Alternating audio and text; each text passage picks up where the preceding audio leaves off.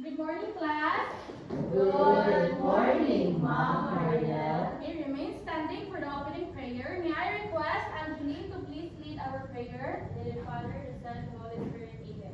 Amen. Thank you, Angeline. Before you take your seats, kindly pick up some pieces of paper around you and arrange your chairs. Are you done? Yes, ma'am. You may now take your seats. Bidal, do we have any absentees for today? No one is absent, ma'am. Very good. I can see that everyone is here to learn. By the way, class, kamusta man mo? Okay lang, ma'am. Very good. That's good to hear. Before we move on to our next topic, kinsa sa inyo din niya nakadumdum pa sa atong topic last meeting?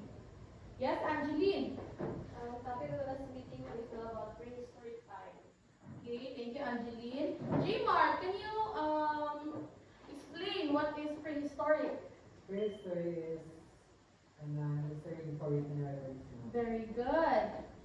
And also, J-Mark, can you please stand up? Unsa ang mga characteristics sa mga tao sa una sa prehistoric period?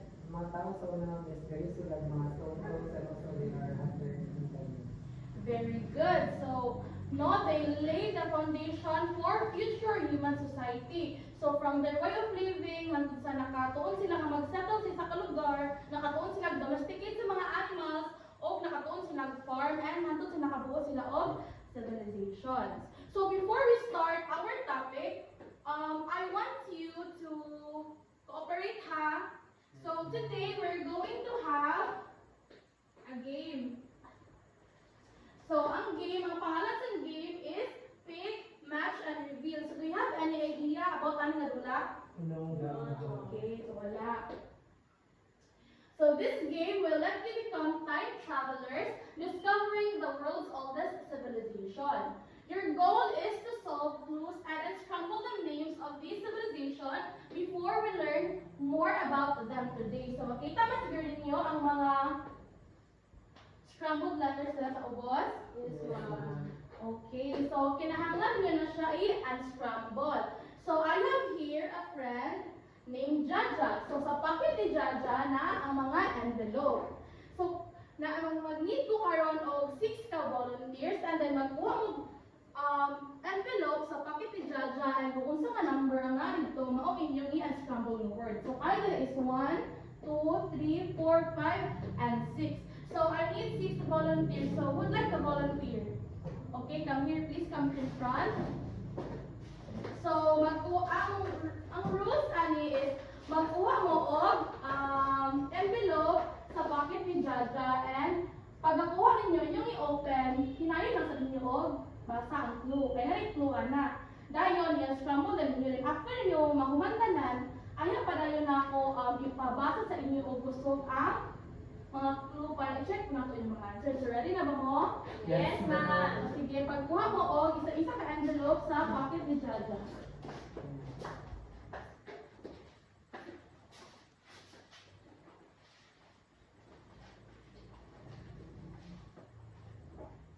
Okay, start na ninyo mag-scramble ang mga scrambled words. Ang number, by the way, is nasa likod sa opening.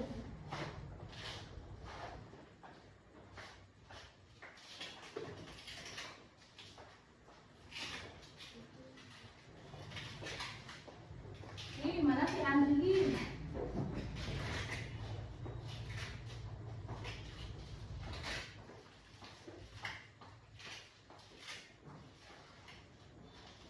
Okay, almost done. Okay, very good. Thank you, volunteers, for your cooperation. Tapos, i-check na nato ang ilahang ipangtubag. So, kinsa na nakuha sa number 1? Okay, J-Mark, let's check your answer. Can we read the clue, J-Mark? Between two rivers, the first cities and the writing began. Unsa ang imong answer, J-Mark? Mesopotamia, ma'am. Check ba ang Mesopotamia? Yes, ma'am. Very good. Mesopotamia is correct. How about the second? Kinsa na ako second? Okay, can we read your clue? This civilization is known for big cities and good drainage. Unsa imong answer? Indus Valley, ma'am. Check ba ang Indus Valley? Yes. Very good. Indus Valley is correct. How about the third? Kinsa na ako sa ikatulo? Jiv, can you read the clue? Famous for pyramids, pharaohs, and a great river. Ano yung answer, Angel? Vietnam. Correct ba, Egypt? Yes. Of course, correct ang Egypt because they are known for their pharaohs and pyramids. Kinsa ang nakakuha sa ikaupat? Okay, Angeline, can you read the clue, Angeline? Created the famous solar calendar. Kinsa man ang nag-create na Angeline? What's your answer? Maya. Very good, Maya is correct. How about the next one? Okay, Arami, can you read the clue? The civilization built a great wall and valued harmony. Kinsa man ang answer, Arami?